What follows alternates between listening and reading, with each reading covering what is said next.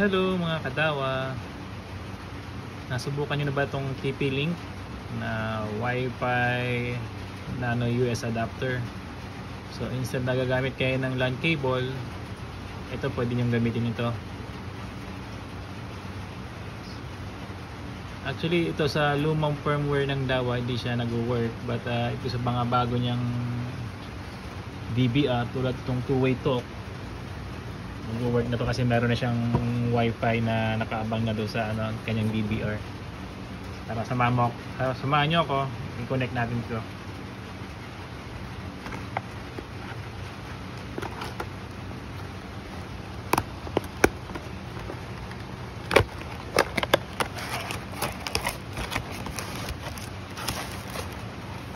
So may kasama na siyang CD,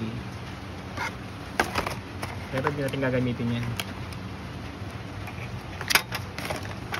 Saksak lang natin sa likod nito ng DBR.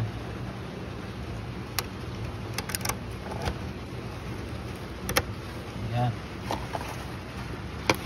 So ano yung gagawin, punta lang kayo ng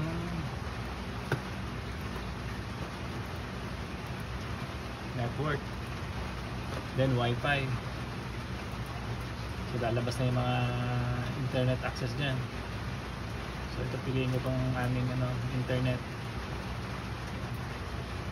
Ayan.